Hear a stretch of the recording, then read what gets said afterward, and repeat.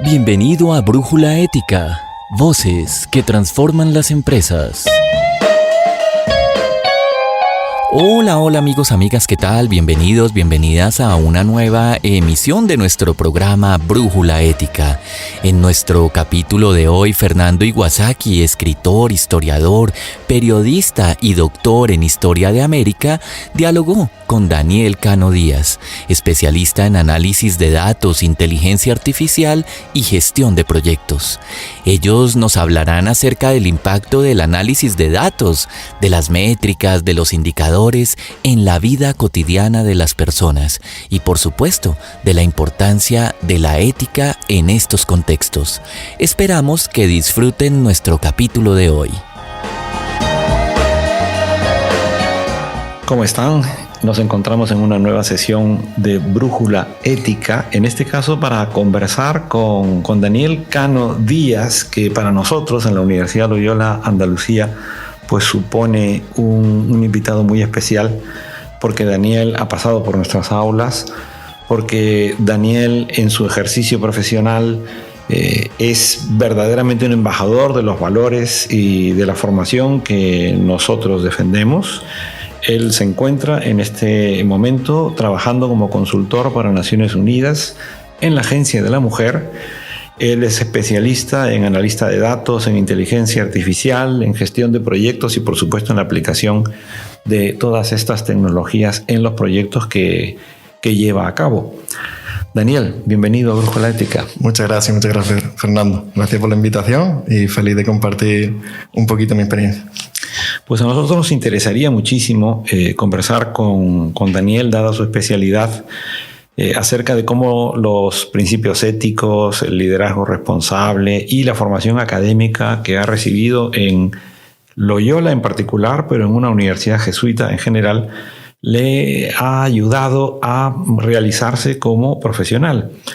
Y la primera cosa que a mí me gustaría preguntarte, Daniel, es ¿cómo has podido advertir el valor singular que ha supuesto Loyola en tu formación cuando tú en realidad estudiaste ingeniería en una universidad pública, en la Universidad de Sevilla, y luego hiciste las maestrías correspondientes a tus especialidades en Loyola? Es decir, tú has podido comparar ambas dimensiones, ambas esferas. ¿Qué nos podrías decir al respecto? Pues exacto, y de hecho creo que es interesante porque saco ventaja de ambas, ¿no? En la universidad pública, sí es verdad que bueno, y la Universidad de Sevilla profundiza mucho en conocimientos, en estudios y te prepara para resolver problemas. Sí es verdad que muchas asignaturas tienes que buscarte, digamos, un poco la vida para encontrar recursos, para aprender y para poder aprobar esas asignaturas. Y cuando vine a la privada, a Loyola, pues la verdad que el cambio es significativo, porque ahora te encuentras profesores que no solo son profesores de universidad, también son profesionales con una experiencia impresionante, referentes en sus sectores, y aprender directamente de sus manos, de sus experiencias, es un valor añadido impresionante. De hecho, ahora con el paso del tiempo, creo que valoro más, aparte de los conocimientos teóricos, digamos, valoro mucho más la experiencia que estos profesores han compartido con nosotros. Este podcast lo compartimos con la Universidad Javeriana de Bogotá, que también es una universidad de la Compañía de Jesús, que es una universidad privada, y la realidad de las universidades públicas y privadas en América Latina no tiene nada que ver con la realidad que tenemos aquí en la península. Entonces, sabiendo que te escuchan jóvenes que han estudiado toda su vida en una universidad privada, incluso hasta es posible que su formación educativa también haya transcurrido en centros privados, en la medida en que tú ya te desenvuelves a nivel global como un consultor para Naciones Unidas, ¿qué podrías decirle a estos jóvenes latinoamericanos que te escuchan en Colombia, pero que te van a oír en otras universidades de la Compañía de Jesús por toda América Latina, para que de alguna manera entiendan el tipo de formación, el tipo de sociedad de bienestar que tenemos en Europa y que en América Latina nos encantaría replicar esto? y sin duda la Javeriana y otras universidades de la Compañía de Jesús trabajan en ese sentido, pero tú has podido beneficiarte de ambas esferas, de ambas dimensiones. ¿Qué podrías decirle a esos jóvenes que te oyen sobre los beneficios de lo público en Europa? Pues mira, un primer beneficio de lo público en Europa pues son las facilidades de acceso que tiene, o sea, tanto a nivel económico y capaz que es una de las primeras ventajas que en otros países que he visitado pues encuentro que no tienen esa facilidad para que la población acceda a la universidad.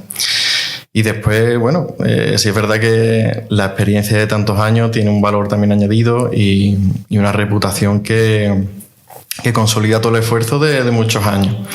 Sí es verdad que con el paso del tiempo ciertas organizaciones se hacen más maduras y les cuesta un poco más cambiar. De ahí que organizaciones privadas pues sean un poco más flexibles para el cambio laboral y las necesidades que tiene la empresa.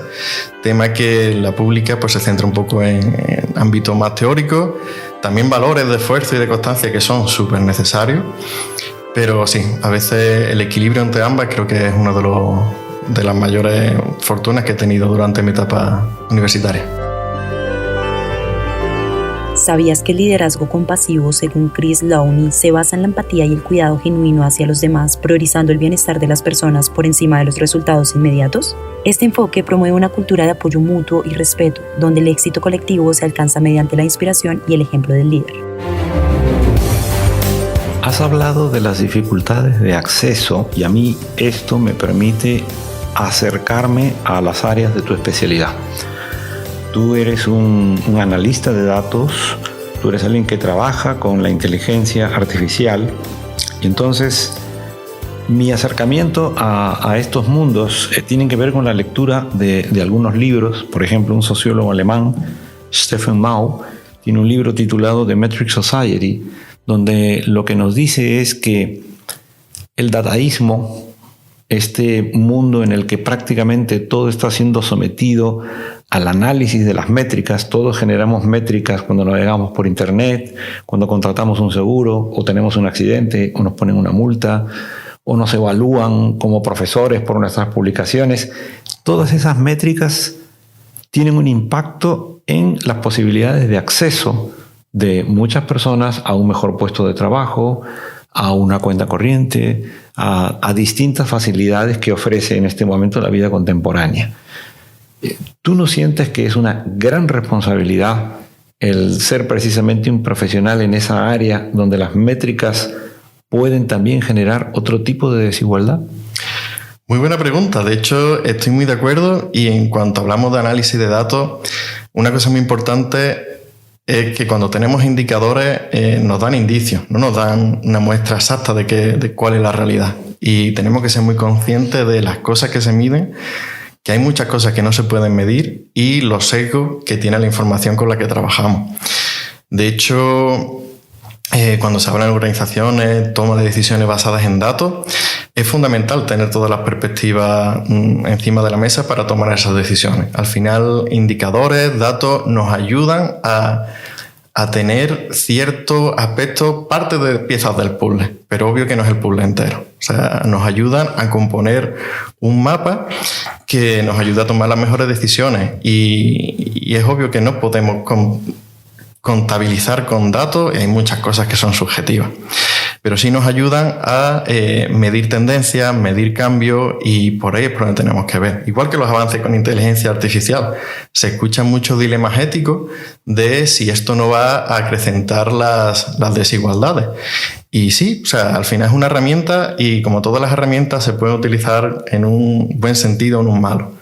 Obvio que tenemos que estar preparados como sociedad, primero para entender estas herramientas. Aún en la calle, al final se habla mucho de inteligencia artificial, pero en el uso cotidiano, al final lo que vemos es gente que lo utiliza para recortar de una fotografía la cara de un señor que sale por detrás.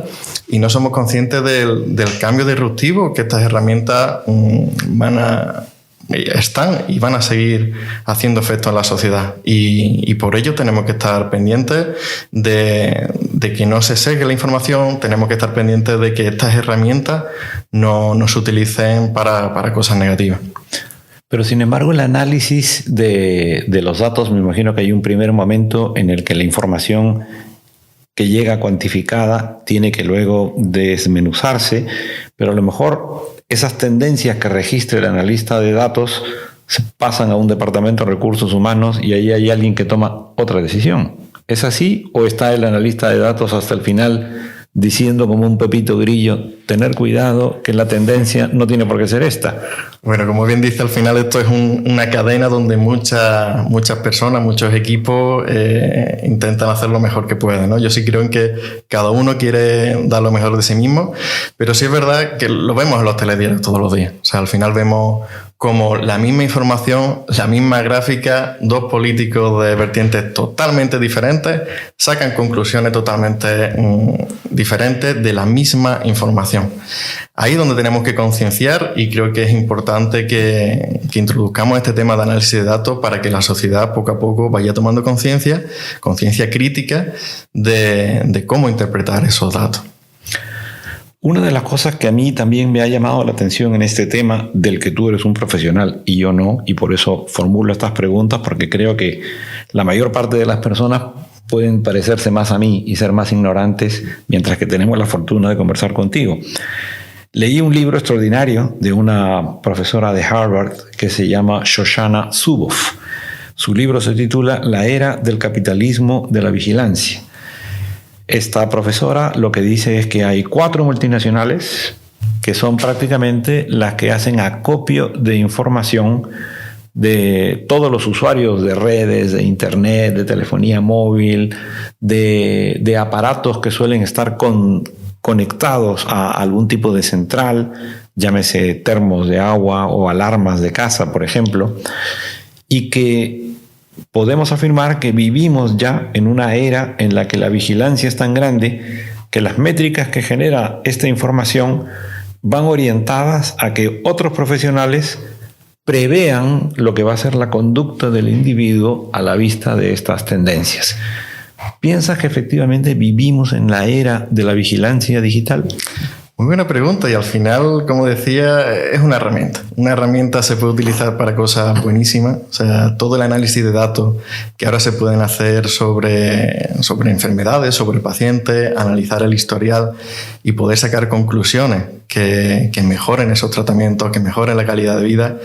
Es una herramienta enorme de la cual tenemos que sacar potencial. Pero como bien dices, también se puede utilizar para otras cosas no tan bien intencionadas, ¿no? Para ese control, para esa investigación, ese analizar hasta el detalle. Escuchaba que incluso las máquinas estas que te limpian el suelo, no quiero decir ninguna marca,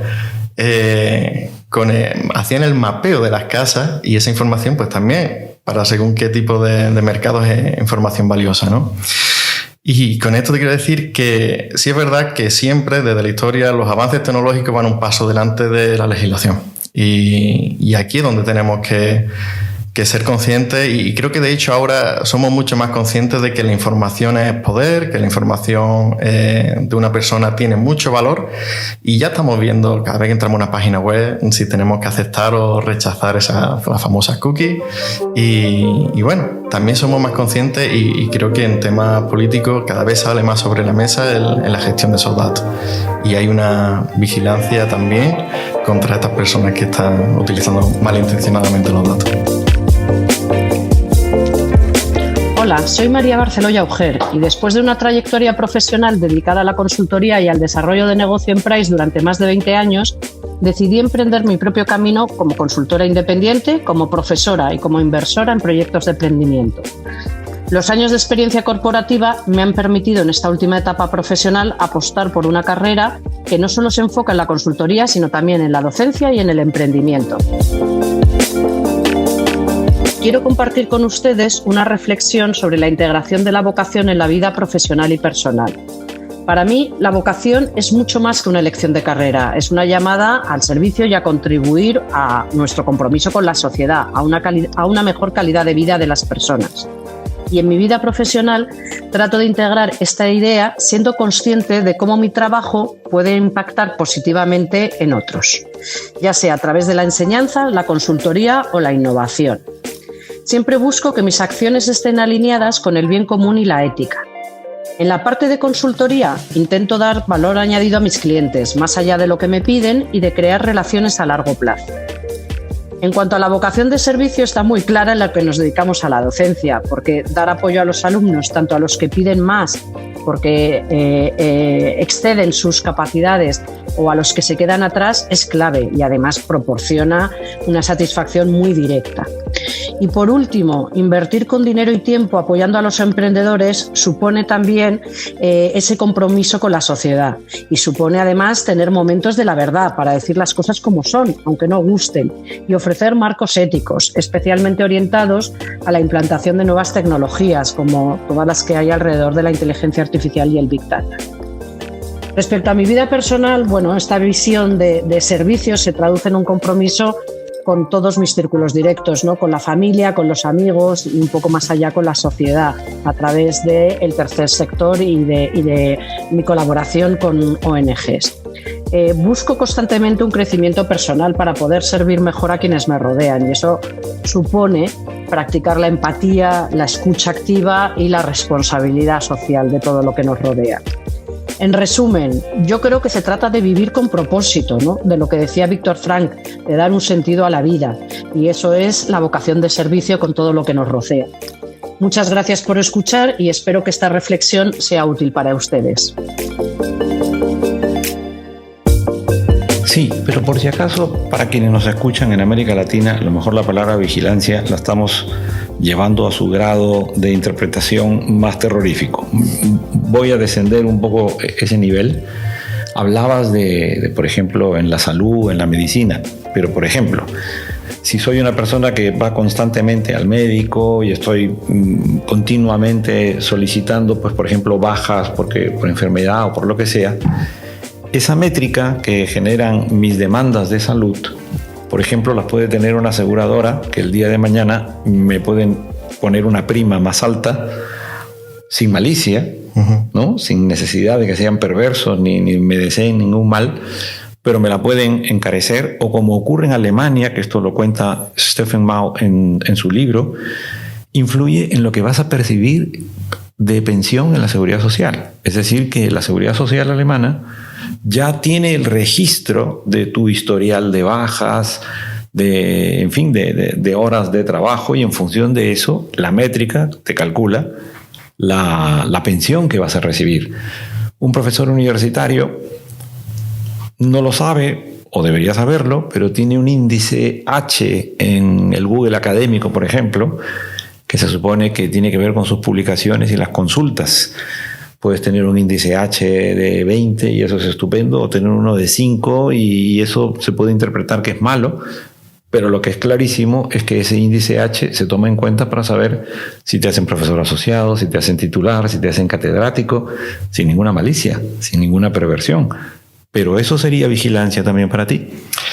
Para mí sí lo sería, y de hecho el rol fundamental que tiene que hacer la política en este sentido es garantizar la privacidad de las personas. Es decir, nosotros podemos tener un registro y tener la información agregada, haciendo referencia a, vale, tenemos X casos de pacientes con esta información, y eso es lo que analizamos, pero evitar separar la vida íntima y quitar esa correlación de cierta información con ciertas personas específicas.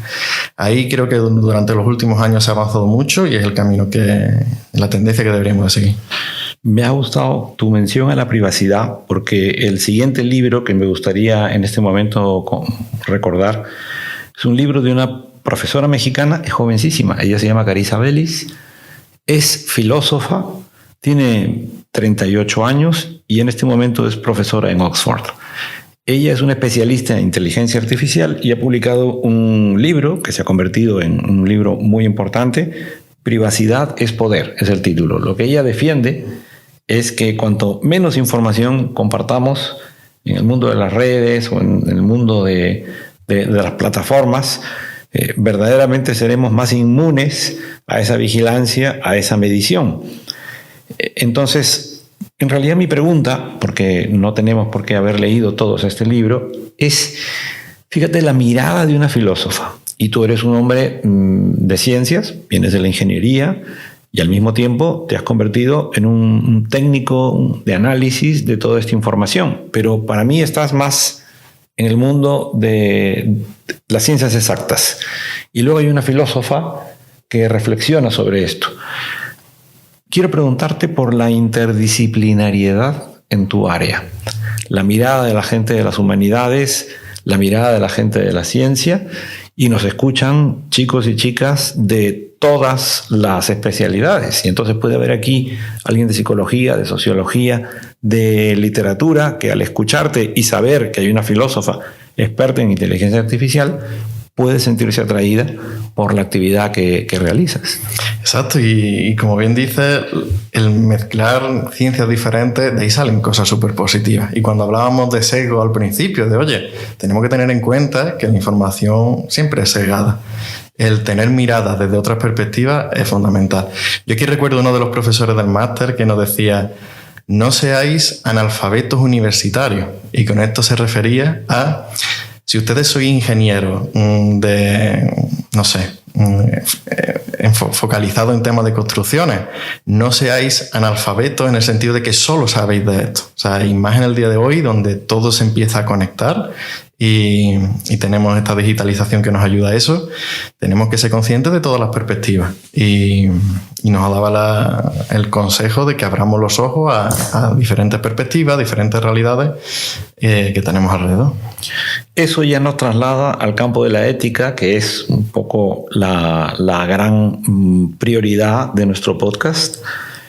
Hemos hablado de todos estos posibles problemas y entonces ahora voy directamente al punto. ¿Cómo tomas decisiones tratando de ser lo más ético posible, sabiendo que puede darse una paradoja entre lo que te sugieren las métricas, lo que te sugiere la inteligencia artificial, pero la ética está en ti, está en el ser humano que trabaja con esa información?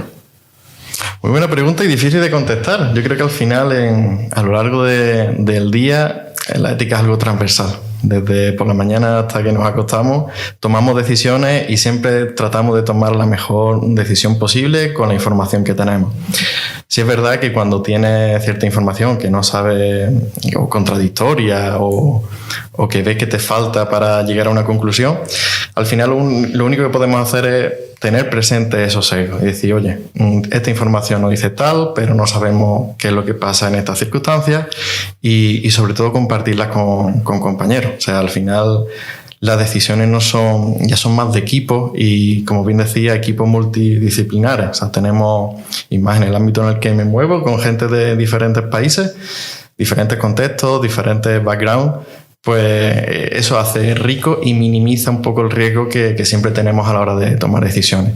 Y oye, algo que me parece fundamental es el poder equivocarnos y poder rectificar. Yo creo que eso es algo que la sociedad de hoy en día está muy penalizado, el equivocarse, pero me parece que es la única forma de avanzar. Equivocarnos, aprender de los errores y buscar maneras para resolver esos fallos. Bueno, a mí esto me encanta escuchártelo, porque el discurso del liderazgo está siempre basado en un triunfalismo que a mí me parece que realmente insta a las personas a vivir obsesionados por obtener beneficios exitosos, triunfos.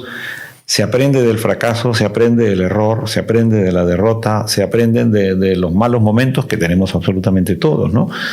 ¿Cuántas veces ustedes, cuando están analizando los datos, trabajando con las métricas, se dan cuenta que tienen que volver a revisarlo todo? Este es interesante. Pues mira, en mi trabajo, hablo de mi perspectiva, es una mejora constante. O sea, al final, cuando llegas por ejemplo, en mi caso, creo unos dashboards, creo unos cuadros de control con indicadores que nos ayudan a ver qué es lo que está pasando en ciertos aspectos, ¿no? En mi caso, somos conscientes de que tenemos que revisar desde el punto de origen, desde dónde viene la información, cómo la estamos transformando y cómo estamos creando esos indicadores.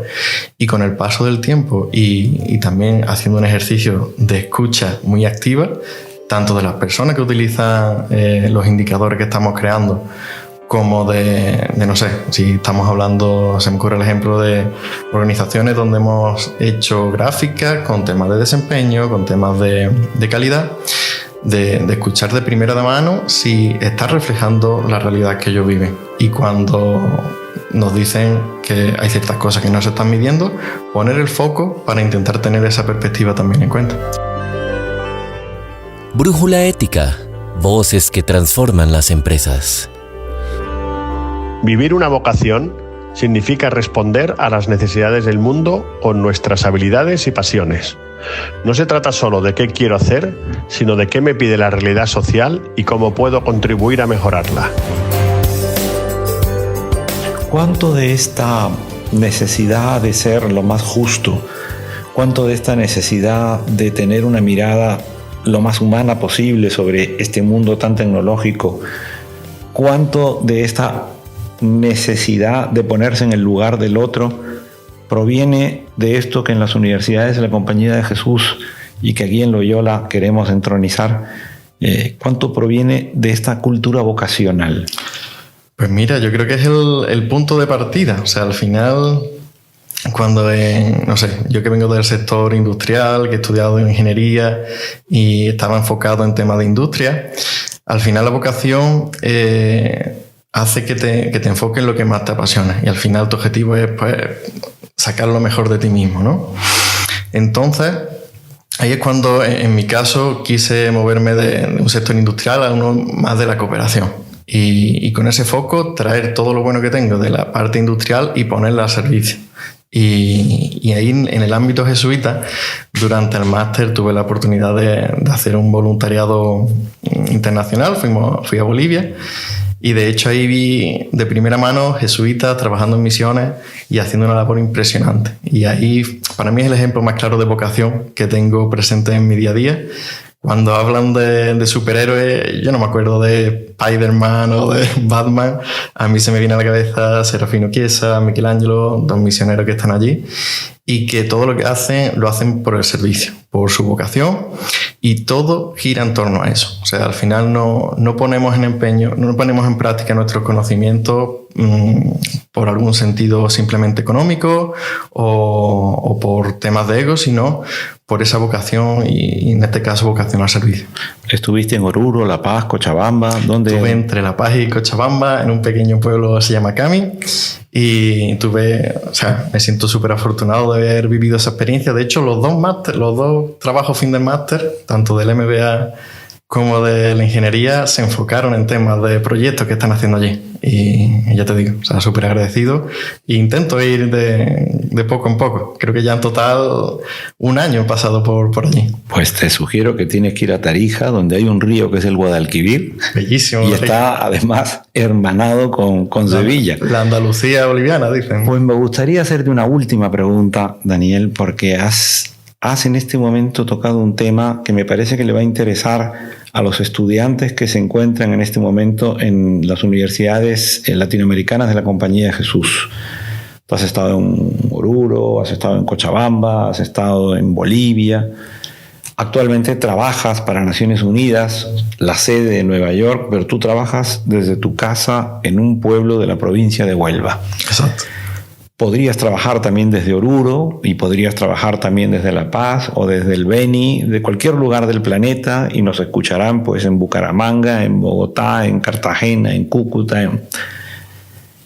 Para un latinoamericano que estudia una carrera que puede estar vinculada al mundo en el que tú te desempeñas, ¿qué consejo le darías para que efectivamente ellos puedan también aspirar a un futuro laboral en las condiciones que tú disfrutas? Porque tú podrías hacer tu trabajo desde el punto más remoto necesitas solo una buena conexión.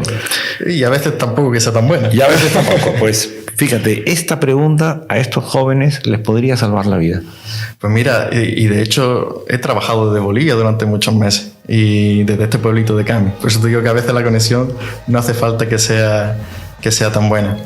Pues mira, creo que este es el momento donde esto es factible. O sea, en la historia nunca hemos tenido estas condiciones, esta conectividad que nos permiten primero acceder a la información. Y mi primer consejo a estos jóvenes que quieren ciertas oportunidades es que aprovechen esa circunstancia que antes no existía. O sea, ahora desde Cami, Bolivia, los jóvenes tienen acceso a una cantidad de información.